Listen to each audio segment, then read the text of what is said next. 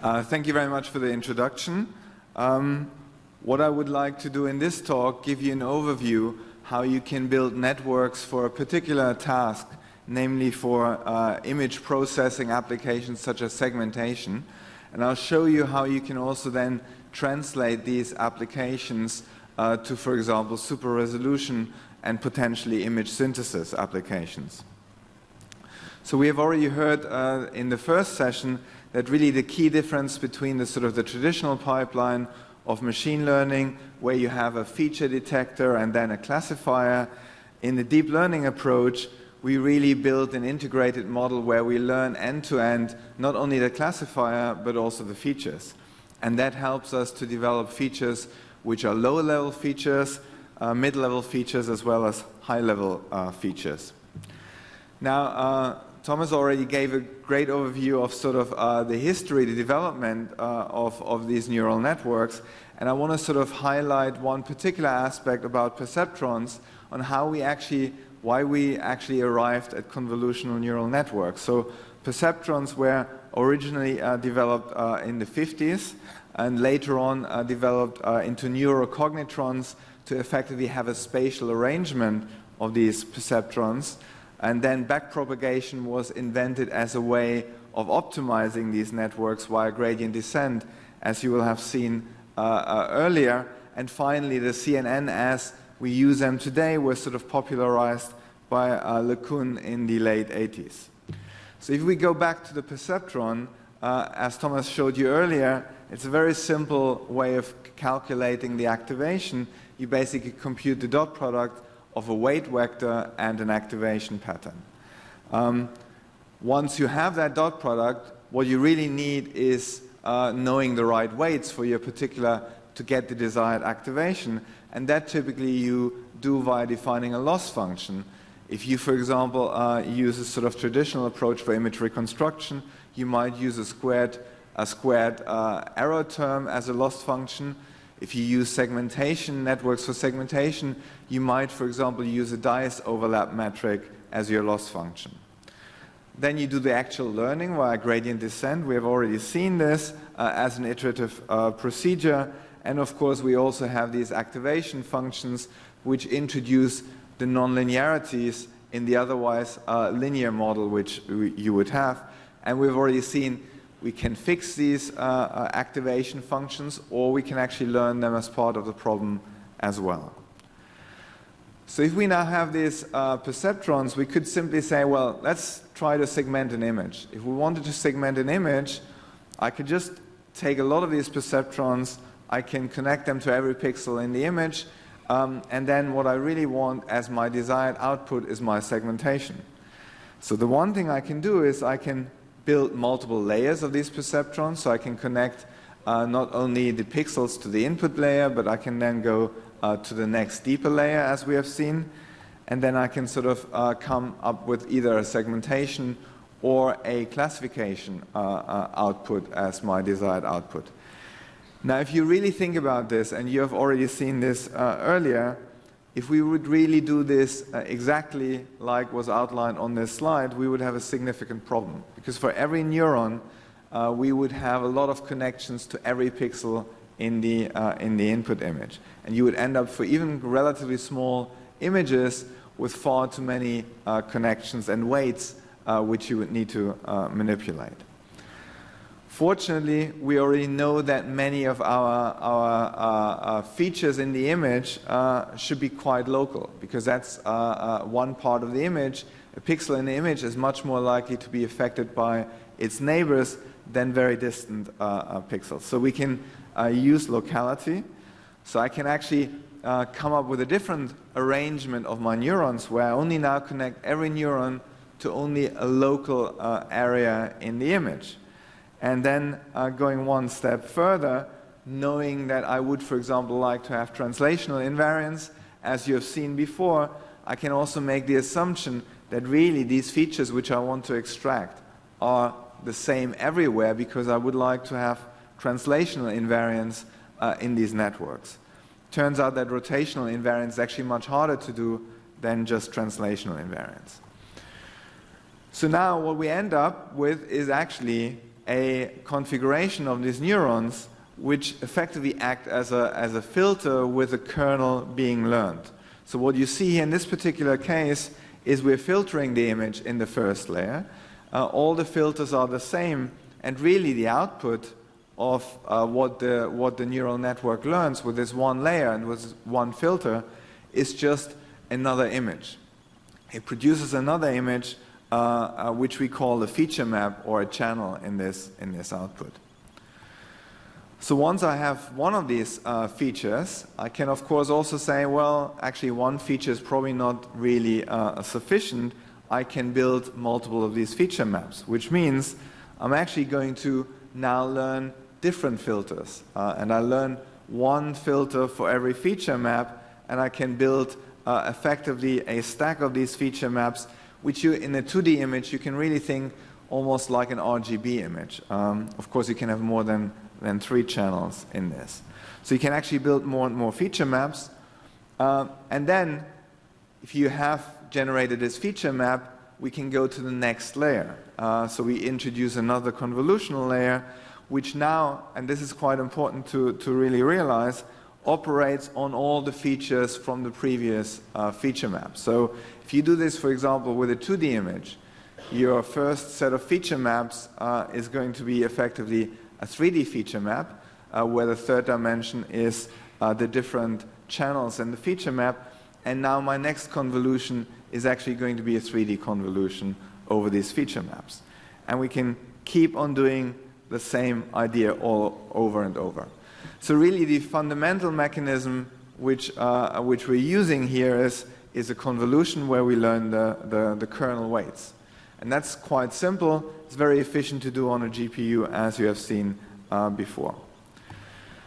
So now I basically have everything which I really need to build, for example, a segmentation network. So let's try to see, can we build now a segmentation network? So here, what you see here in how I've set up the problem of image segmentation is I have an MR image, I take a patch from it. This particular case, it's a 17 cubed patch. And I generate these new images, which are effectively just differently filtered versions of my original input patch, and I'm learning these filters. And in this particular case, for example, I'm learning whether the central pixel in my image, in this patch, is, for example, healthy tissue or, for example, a tumor. And so it's a binary classification problem. So I can define a loss function for this binary classification problem, and you can build such a network quite simple. You see that at the end, I have a fully connected layer which basically takes all these features I've learned and then makes a final classification decision. Now, if you really analyze this in a bit more detail, you can quite easily go back and make an assumption by looking at the at the bottom of the figure. Don't look at the rest of the text. Basically shows you that the receptive field, which we call basically all these pixels which are taken into account when making the classification decision for this red pixel in the center, comes from this 17 by 17 patch. And that's really because all of these pixels in this 17 by 17 patch will influence the final classification decision. Okay, so that's fairly simple. Now, we can do this. We can now extract lots of patches. We can train our network using these patches by having an image for which I have training labels. So for every time I extract a patch and I know what the central pixel is, I can backpropagate any error which my network would make. And I can sort of say, problem solved. Turns out, though, that this quite naive approach would be very inefficient in actually solving the segmentation problem this way. And virtually nobody solves the segmentation problem in the way I've just shown you. Instead, what I can do is I can take my network and I can take I make only one change in the network. I'm changing the last layer, this fully connected layer, and I'm replacing it with one deconvolution kernels. Now you might say, why do I use a one-by-one convolution? Makes no sense. But remember that there's also a third dimension where I go over the feature maps from the previous layer. So you can actually show that I can express this fully connected layer equivalent using this one-by-one convolutions at the end. It's exactly the same behavior. And why does it make a difference? Well, it makes a huge difference because I can now basically I can basically now adopt my convolutional neural network to any type, any size of input. And I'm actually now making a dense inference on the output. So I'm no longer labeling a single pixel in every step, but I can actually label an entire array of pixels simultaneously. And that's much more efficient. So here's a baseline architecture you can use for segmentation. This is a network called DeepMedic, which Costas proposed a while ago, and was one of the first ones to actually do proper 3D convolutions. It uses a similar architecture to what I've shown you, and it uses cross-entropy as the loss function. So it basically minimizes the distance between the desired probability distribution of the segmentation and what you currently generate. Turns out that if you, for example, want to segment brain tumors, it's quite important that you can actually have the right receptive field, that you actually look at the image with the right level of detail. So what Costas proposed was to actually have two different pathways in your neural network.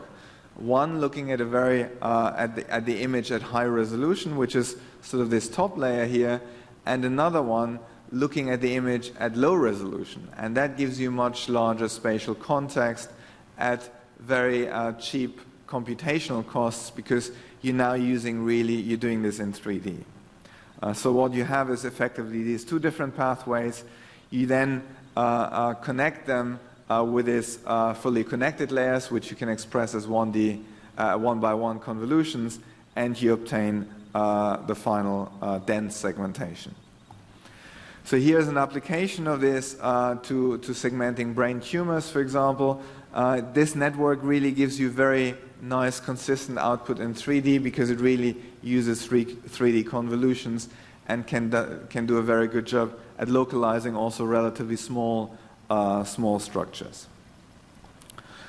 Okay, so now there's one thing which, if you know a bit about CNNs, which is missing from this architecture which I showed you before. For example, it didn't use an operation which we often call pooling, max pooling, which was already alluded to before. And the max pooling operation is a very simple operation. It basically takes your feature map and it takes a small region of the feature map and simply computes the maximum in that region. So you see here at the bottom what actually at the left-hand side what the network would do, and it effectively downsamples your feature maps. And the motivation for this is, one is computational efficiency. If you have 3D images, your feature maps will be 4D. You want to reduce memory size.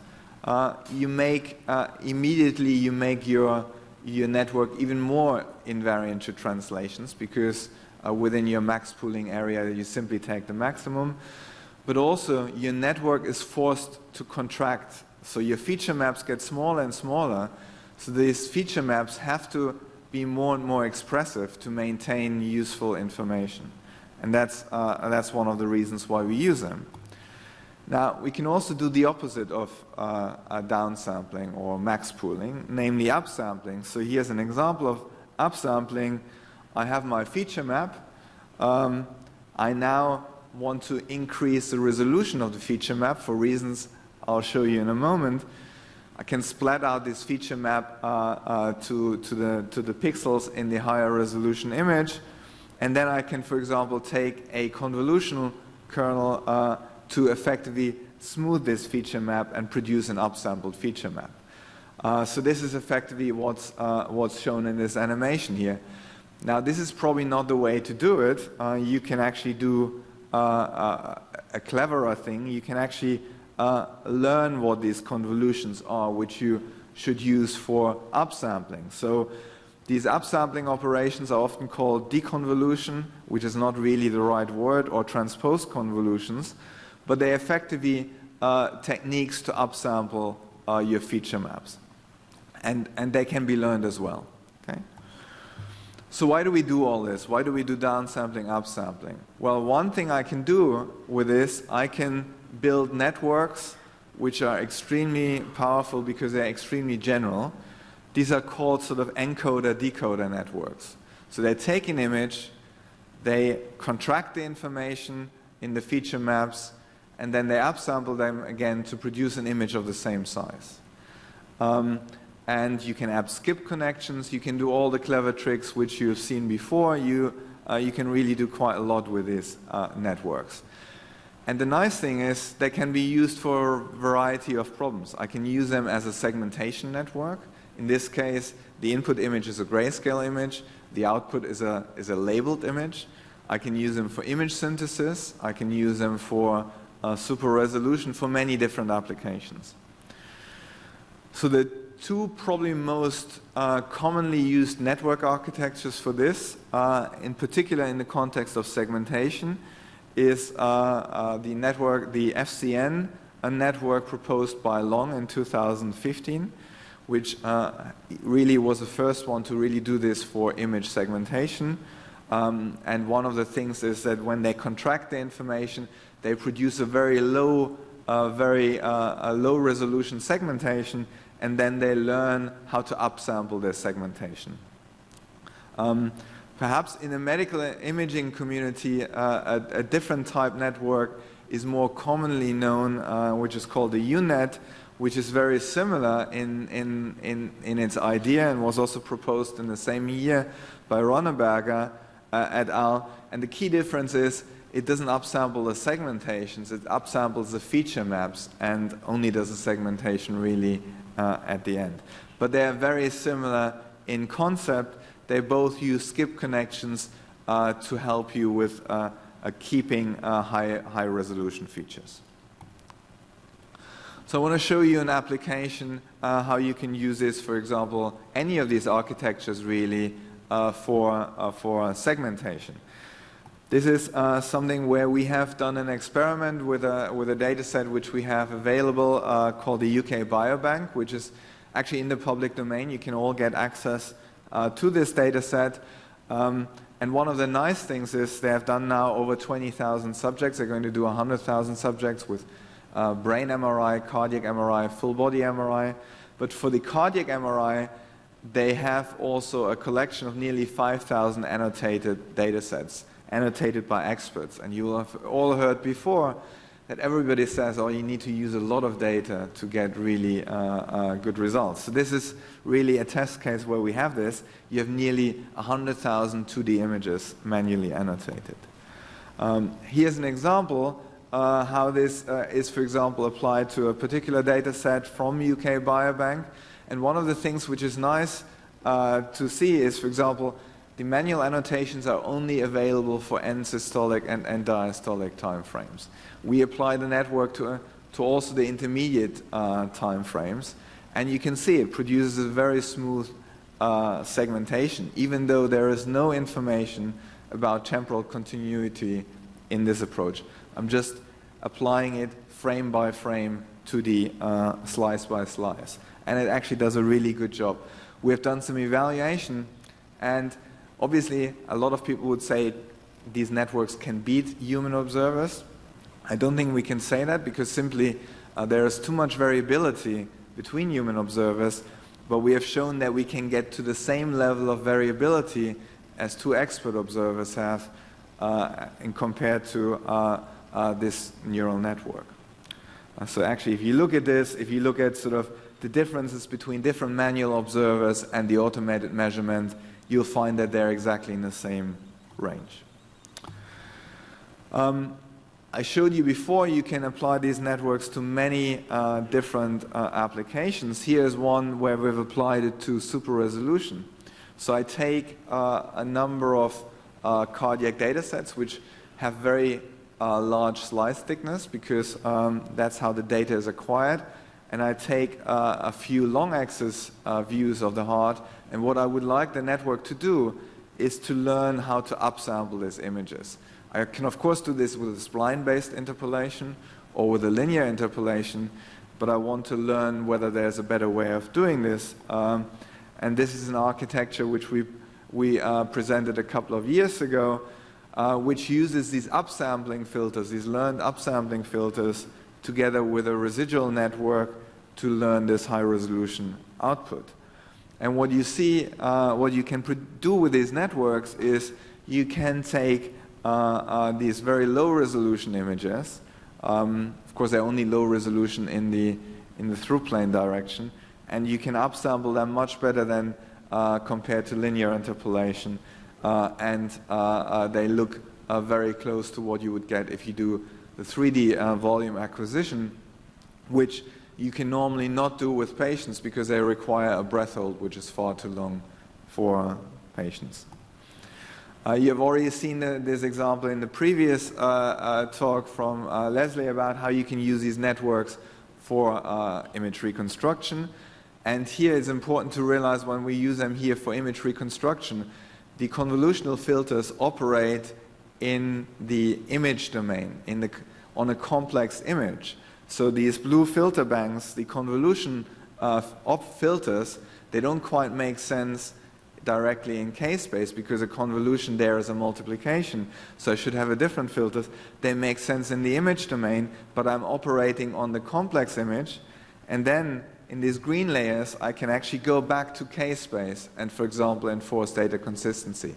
So I can build networks which can operate partly in the image domain, partly in K-space. And because the Fourier transformation is a linear transformation, I can backpropagate my gradients through these layers which go transform into K-space. And so here's then an example of how you can take effectively this undersampled image and learn these denoising filters which reconstruct the image by removing these aliased artifacts, but at the same time, through these steps where we go back to K-space, we ensure that we are consistent with the data we have actually acquired. So I want to talk about a few more practical challenges and how we can use techniques to tackle this. And you've already seen this in the previous session, what some of the practical challenges are. If you want to do, for example, segmentation, training data is key. Now, if you go to a computer vision conference, you will see many cases where you generate your training data through asking a large number of people to give you their opinions. If we go to our radiologists and talk to them whether we can replace them by people on the street, they're not very pleased with this idea. So and it doesn't really work. You have to have experts annotating your data. That means your data is very expensive, not only in terms of manpower and cost, but in the UK, for example, we have an extreme shortage of radiologists. So we can't even if I would have the money, and I don't have the money, I could probably not get any radiologists to annotate data. So it's very hard to do this. And we also have to realize that in our domain, it's quite often that the annotation is not always the ground truth. It might be a very good estimate of a gold standard, but different observers will not always agree, and I might really have mistakes in my ground truth. I want to talk also about one particular challenge which we have worked on a bit, because this is something you find quite often. You develop your solution, works beautifully on your test training data, on your validation data. You give it to your clinical colleagues, and it really doesn't work in the same way.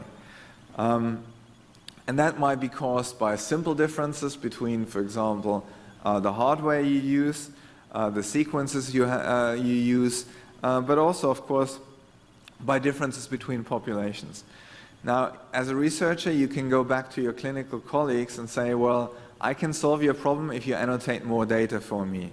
Just annotate the data you have, and I can solve the problem. It doesn't really work very well that way. So we have been thinking about this. How do we tackle this transfer learning problem. You've heard the term before, and I want to just highlight in the last couple of slides what really the problem here is. So you've trained a classifier which can separate your two classes, your crosses, from the circles, and it does this pretty well. That linear classifier here in this particular case is this dotted line. Now you go to your hospital and you acquire some more data and you realize actually that data really has a different distribution to what I had before. I would have been much better, because I misclassified these subjects which are highlighted here, I would have been much better to learn a slightly different classifier which is more general, which can deal better with both types of data. And so the question is, how can you do that without actually knowing any labels for the target domain? So the problem is, if I know the labels for the target domain, I could retrain my classifier, just problem solved. But in the common scenario, I don't have the ground truth for the target domain to retrain. So this problem is called a domain shift, and one way of tackling this is to use something which you have seen already before, adversarial networks. And the idea is quite simple, but it's perhaps a bit tricky in the beginning to get your head around. So let's assume I can also learn a classifier which can separate the target domain from the source domain. For that, I have actually labeled data, because I might know that data A comes from hospital A and data B comes from hospital B. I just don't know how the segmentations are done. So one idea is to learn this domain classifier and make sure that for your real classifier, which you're really interested in, that domain classifier has a very low accuracy. So the idea is I want to minimize the ability of my system to differentiate between the green and the blue points, which sounds quite counterintuitive. But if I do that, and if I, for example, say I can only use features on which I can't differentiate between A and B, I have learned a classifier which is domain invariant, because it can't differentiate between the two. So here is this as a solution. So I have my data. I know for scanner A, I have some labeled data for from scanner A. I can train my network.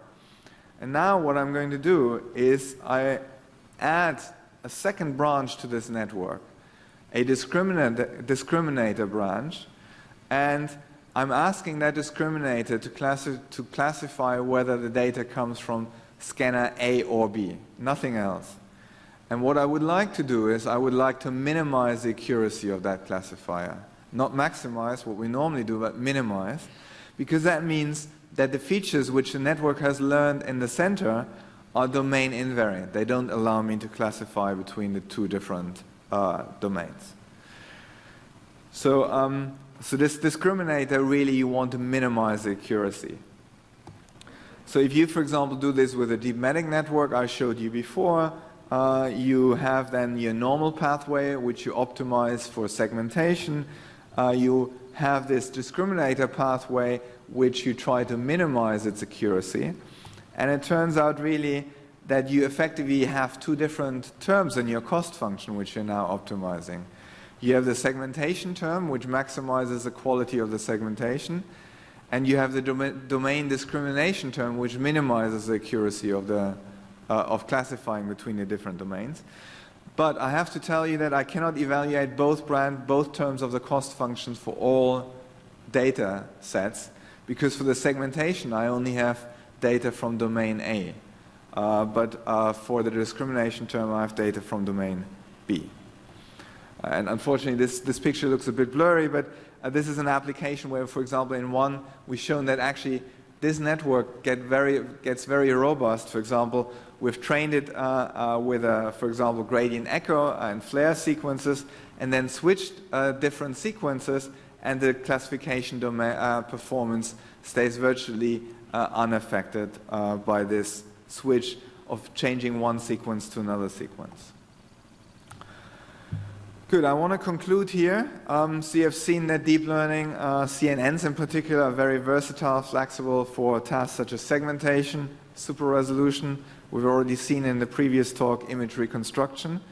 high quality training data is crucial, and deployment in clinical applications still is quite challenging, as is the validation. And of course, you also have to be careful that your learned systems behave as you expect them to behave. Otherwise, you really might end up in the newspaper headlines for the wrong reasons. And I think these just illustrate the difficulty is in predicting the performance of your system on unknown test data. Now, I just wanted to acknowledge all the collaborators who helped with this work. Thank you very much.